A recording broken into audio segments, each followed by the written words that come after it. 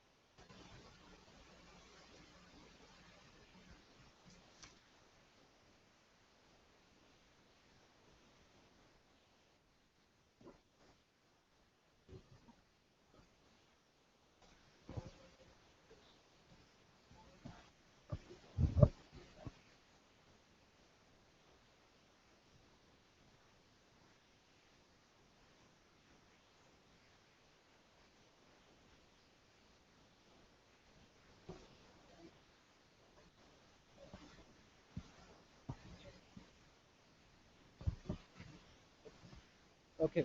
So that's one of the big challenges is degradation, particularly from UV. So we need to deal with that and come up, think about some solutions later. Besides low efficiency, the low efficiency comes from the fact that these are, of course, fluorescence by itself is a lossy process. So you absorb a photon, you emit another photon. That is not 100% efficient. Because when you absorb, first of all, you have an efficiency for absorbing the photon from cross section. Second of all, you have some quantum mechanical probability that you will emit a photon. Okay? And when you add them all up, the overall efficiency of that process of absorption and re-emission is not very high. So that's one fundamental problem, which we will come to. Of course, then there's a degradation issue. Okay? High temperature and also from UV. So concentration with organic dyes is not great, and so new materials are being investigated to solve this. We saw in the morning, we saw quantum dots. There are rare earth metals, semiconducting polymers. But one interesting thing to think about is, can you come up with an optical solution? And I will, in my class, typically we go around and do actually an example and try to brainstorm and come up with a solution. But in the interest of time, I'm going to go ahead. I want you to think about it. There are potential optical solutions that actually solve this. You think about where the problems are coming from. Okay? But I will keep going. But something to think about. Yeah? I'll come to that. Yeah, that's basically the rest of the few slides. So just to give you an answer, the overall efficiency is typically very close, in the order of practical efficiency. Few percent, 5%. I think Mark Baldo's group at MIT has a world record of a tandem device where he put basically two pieces of glass next to each other which can absorb two spectral bands of sunlight, and his efficiency was maybe about 8%, 7, 8%. Yeah. And I don't think it has changed. That's kind of the practical limit. But the theoretical limit is more interesting for us for now. In fact, we'll come to it later. It's defined by what's called the Gutzberger efficiency equation. Gutzberger is the scientist who originally proposed these kinds of right? The fraction of so we can define efficiency very easily. It's a fraction of incident power that reaches the edge side. Comes in, goes to the source. Very straightforward, and it goes through a bunch of terms, fairly simple terms. product of efficiency for all the different loss mechanisms. Okay? And I'll go through them fairly quickly. The first term is very straightforward. It is the fraction of the incident light that is transmitted into the sheet. So obviously you have a piece of plastic or glass. So you have an index difference. That means light is lost. Right? There's some reflection. So that's the first Fresnel loss. Okay. And of course, if you have a thin piece of glass, you also have multiple reflections and loss in the bottom, top, and so on. So that's all in 4 stages. Okay? In the case of a window, for instance. And you can calculate it based on Fresnel's equation. It's about 4% for index of 1.5. The next term is essentially the probability of total internal reflection. And to calculate what that means is that if you look at the picture we had before, okay, the light that's re-emitted is trapped, but only a fraction of it is trapped. Not everything is trapped, right? It has to be traveling at incident at an angle greater than the critical angle. Anything that is not is lost. So that's what that probability is talking about. And you can calculate it very easily based on the critical angle, and simple equation. And it turns out to be something like that. It's about 75%. Okay, so it's easy just from the solid angle of the rays. The next term is that, okay, era absorption, which is basically an absorption efficiency. So basically, we can read it very straightforward. The luminescent concentrator must absorb the greatest possible range of wavelengths with the corresponding photon energies greater than the band gap of the source. Okay, which means that the light that's absorbed must have a higher energy than the band gap of the solar cell. This is obvious because you have what's called a Stokes shift. You absorb the photon, you emit a photon, but the photon that's emitted has a lower energy than the photon that's absorbed. Okay, and that has to be carefully designed. So the choice of the solar cell and the dye is very important. For silicon, the LSC must absorb all wavelengths less than 950 nanometers and emit in the 950 to 1000 nanometer range. That is, if you run the calculations, that's an accurate thing. Where silicon has a high spectral absorption. And then you get an absorption, in that particular case, of about 0.7, 70%. The next term is basically photoluminescence, or luminescent or fluorescence quantum yield. All of these basically are the same. They're slightly different time constants, but basically the same thing. Basically, you have an excited state, you lose it. Goes to a stable ground state by losing a photon. Okay? Fluorescence. Just think about it. The fluorescence, it has a quantum yield. Okay? In other words, if you have an excited molecule, that excited molecule can go to a ground state via many pathways, not just fluorescence. Right? You can have non-radiated combination, you can all kinds of go into another triplicate, all this kind of stuff. And especially for organics, it's very common. So, which means that there is a probability that the photon is emitted. If the photon is not emitted, it's useless. Right? That energy is lost. So that's that probability. And typically, of course, you cannot get more than 100%, but typically, if you engineer them properly, they can be 90%. So that can be quite high. This is the probability that an excited fluorophore will decay by an emission of a fluorescent photon. The next term, era Stokes, which for those of you who have seen, oh, sorry, before I go on, this number, as I said before, is the number of emitted photons, the number of excited molecules, and sometimes it's very high, over 90%. The Stokes efficiency is basically, like I said, the molecule absorbs one photon, and it emits at a different, emits a photon at a different frequency, in a longer wave. That's the Stokes shift, and that involves a loss of energy. Right? You absorb a photon of a high energy, you release a photon of a lower energy. So obviously, some energy is gone in that process, and that loss is in the order of 75%. To review Stokes shift, what is Stokes shift? In my class, most of the students don't necessarily know this. Here, I'm sure most of you know, but just to review what happens basically in an organic molecule, light comes in, gets excited to some excited state. Okay, very rapidly it relaxes to the band edge, and then it emits. Right? And because of this relaxation, the photon that's absorbed is a different color than the photon that's emitted.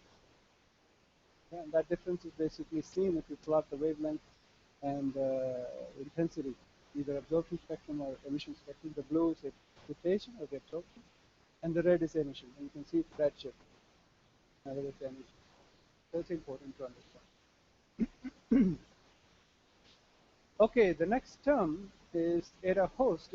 That's not very important, but basically these are small molecules that are typically embedded in some plastic. So I showed you some plastic lenses, I mean the polychromat yesterday. You can imagine some kind of a plastic where you put in these molecules.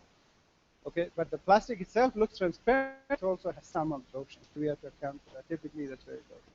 Not so important, but if you use polymethyl methacrylate, it's in the order of 95% to 98%. Let's see, what's the next one? Is eta TIR. It's the efficiency of total internal reflection. Theoretically, it's 100% efficient. Obviously, total internal reflection, we all know. But because of scratches, dust, and things like that, some light can scatter out. So you have to kind of account for that. If everything is very clean, we can make it almost 1. Okay. Eta self is an interesting probability. It's essentially the fraction of the fluorescent photons that reach the edges of the sheet, that reaches the solar cell, without being lost due to reabsorption. Okay, so this is interesting because remember, what is happening is that the molecule is absorbing a photon and it's emitting another photon. Now, that photon that's emitted has to bounce around and reach the edge. That's a long ways away. But while it's going there, it can see another molecule, right? And there is a probability because if you look at this, there's a probability this photon comes along. I can excite this to this state. There's a probability that that photon may not reach the solar cell, instead be just reabsorbed by another molecule. Okay, so that also needs to be considered. And it's very important. In fact, that is the main engineering that was done in that world record from Mark Baldo's lab, which is an interesting paper in Science from, I think, 5-6 years ago. Let's see, where am I? Okay, so that's self-absorption, and it's pretty high, but like I said, it can be engineered. You carefully do it, it can be 80%. If you're not so careful. So that's the range. Okay. So, sorry, before I go into that, so you can multiply them all out, and you will see it's not very high. It's less than 10%. But these numbers will give you upper limit. I should have multiplied out. I don't have it here. But that's in that order. Okay.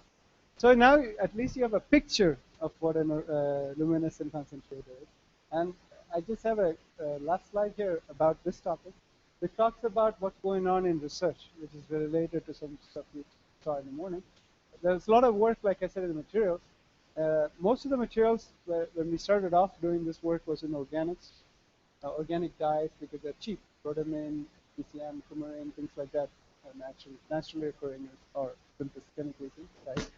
Fairly simple stuff, but there are lots of problems with it. Like I said, it's degradation, the efficiency is low, things like that. Quantum dots are very nice, as you saw before, which is, you probably saw a picture like this in the morning, where you basically change the diameter of the quantum dots and you can change the absorption and emission spectrum, right? And essentially, the idea with quantum dots of lead sulfide, lead selenide, things like that, you can tune it. Quantum yield is a little bit lower, but the photostability can be very, very high. They can last. So it's a useful device to have.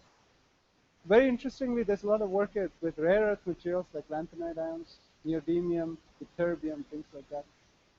The idea here is that you can reduce the reabsorption loss and very high quantum yields, and of course very high photostability, because we know we use these for lasers, right? So we know they're very stable. Of course, they're expensive, so it's not easy. Also, one needs to think about a few other things. The sheet materials, typically people use PMMA because it's cheap, but you can do glass, so that's an important choice. The shape of the device is important, whether it's rectangular. The problem with rectangular sheet is it produces non-uniform edges. Illumination, in other words, at the very corners you get more light. You actually work out the ray optics in this lab. So, but of course, circular shape will give best uniformity, but it's very hard to make them. Think about hexagon is a good approximation. You can use a pilot plane, for instance. So there's lots of very interesting things, which of course, if you are an architect, you won't first of all, but if you were an architect who knew something about solar cells, you can maybe make use of that idea. Okay. So that's all I have to say about luminescent concentrators, which is an important part of optics for energy. So don't imagine that's not important, but I'm going. skip through it pretty fast. It's not in my direct area of the course. Okay, so the last topic I want to talk about is essentially anti-reflection. Anti-reflection is very, very interesting because it is ubiquitous. It's everywhere, and it's very, very important because it's everywhere. And the obvious example is this. What is anti-reflection? You have glasses here. This lady is wearing. You can see on this side is an anti-reflection layer. This one doesn't have an anti-reflection layer. Obviously, this side acts like a mirror, right? Light reflecting to us as opposed to going to her eye. So obviously, she's not so happy. This eye is not so happy. May not see enough light, right? So obviously, you want this. Okay. So, and there are a few other examples. Here without AR, with AR, and AR represents reflection, and you can see that the glare, well, this also does something else. Anyway, you get it. Now, how do you do this? The simplest approach to do this is what's called index matching. Okay? Okay, first of all, we should understand what's going on. So you have something, solar cell, for instance, or your eye, okay? Some sort of sensor. And you have a coating on top, something to protect it, like a piece of glass. Okay? When light comes in, 100% light comes in, if you don't do anything to it, about 4% is essentially reflected off just from the Fresnel reflections. Obviously, it's angle dependent. Angle increases, the reflection increases. At normal, you have the lowest loss. 96% goes through. Okay, but if you have an anti-reflection coating, you can make that to be about 0%, have 100% go through. And there are two approaches to doing this. Okay, one is to basically have a refractive index that changes gradually from air to whatever is underneath. Okay, which is silicon. So silicon solar cell, silicon refractive index is very high, unfortunately. It's like 3.5. Air is 1. That means you will lose a lot of light. Something like 30% of the light's gone. Reflect back. Silicon, if you don't do anything. But if you put something in between, like glass, which is in between 1 and 3.5, glass is about 1.5, and you mitigate that effect somewhat. Meaning the light as it goes through sees a gradual change. So from 1 to 1.5. So that's an idea of index matching. It's like if you're an electrical engineer, it's exactly the same as impedance matching, load matching. I'm an electrical engineer. So think about that. Okay, so it's very important to design this carefully to couple for solar cells, among other applications. So the first approach is very simple. Okay, you can do a quarter wave coating. Okay, it's the simplest approach. If you have two rays of light, one ray which bounces off the first interface, another ray which bounces off the second interface. If you make sure that these two rays are out of phase by 180 degrees, they destructively interfere, then you're basically avoided any all reflection. Okay, and if you do the calculation for D, which is the thickness of this layer, in my class we actually tried to have the students work it out, but here I'm sure you know it. So it's basically quarter the wavelength with of the material. Within the material. Okay, that's the simplest approach. Of course, there's a huge problem with this. The two big problems with it. First of all, it's wavelength dependent. Right? So if I take different colors, I might have designed my anti-reflection coating to be at 0.6 microns, so I have 0 reflectance right there. But if I change the wavelength a little bit, I still have reflection. And that's not useful for solar because solar is all the way. And by the way, this is a nice comparison of how much light is reflected from bare silicon. Silicon under glass, like I said, the glass gives a little bit of an index matching, and with a very nicely defined anti-reflection coating, which typically, in this case, the quarter wave coating of N equals 2.3, which I think is silicon nitride. I'm not entirely sure. Okay, but you see the picture going from bare silicon under glass, to a good ARC, but you can see it's not perfect with width. The other problem, of course, is with angle. If you have a small angle of incidence, okay, like goes this way, if you have a large angle of incidence, you still can get light reflected off. Because remember, when we calculated the quarter wave thickness, that was based on normal incidence. You change the angle, it's gone. Okay? So if you plot reflectance as a function of angle of incidence, you will see at 0 degrees you might get 0 reflectance, but at larger angles you get larger. So it is limited in application. It can be used for certain applications where you have monochromatic, for instance, a very narrow band, and if you have spatially coherent. The better approach is what's called index matching. And this is technologically very important for solar cells. And the idea is very simple. The idea is to basically, you want to go from air, which is 1, to N, which is silicon. Okay? But you want to go them in steps, gradual. It's an adiabatic change. You want to go slowly so the light is not perturbed too much. That's the way to think about it. Multiple layers such that the index varies from 1 to N smooth. Okay? And the idea is that it's completely incoherent. You're not relying on any coherence here, no interference effect. So it can be very broadband, and it can be less angle sensitive. Okay, that's the idea. And of course, these are expensive, but the best anti-reflection coatings, if you go to Core Labs or wherever, right, that's how they make it. That's it. Okay, I'll give you a few examples here of what people have done for silicon. This is an example, I think, from Texas. I don't remember actually. But this is a silicon where they're making a solar cell, and they grew these little forests. But they etched the silicon, so it makes a forest. And silicon typically looks like a mirror. For those who have seen it, I should have a comparison. Oh yeah, this is the comparison. That is the silicon where nothing has been done. You can see its face, the mirror. And here it's completely black. And the reason is because it has a structure like that, nanostructure. And this nanostructure is interesting because if you look at it, at the very top, it has very small features. As you go down, they get larger and larger and larger. Finally, it becomes quark silicon. So that's an adiabatic change instead of having layers. The cheaper way to do it. That's all for solar cells. And you can also do more complicated things like, have little dots, pillars, and things like that. And this corresponds to this. There's a picture of the wafer. It's much wider. And this is black because they have adjusted the period to absorb all the wavelength. Okay. So anyway, I think that might be my last slide. So I can have time. So overall, just to the things to keep in mind, I want to emphasize is that in optics, at least, you've seen over the college, this is a very wide variety. Hopefully, I've given you a flavor for some of the key ideas which I'm particularly interested in. And if you're interested in learning more, you can look at my webpage or email me.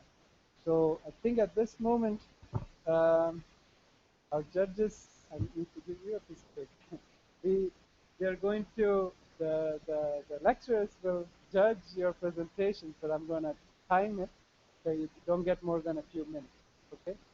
And if you want to come up and set up your computer, that's perfectly fine. And okay, let's get started. Be on time. Yeah, maybe you can say the name of the person who's trying to present, or just number them, whatever's easiest. Okay. Before we go on, are there any questions for me? Are we good? Yes. Yes.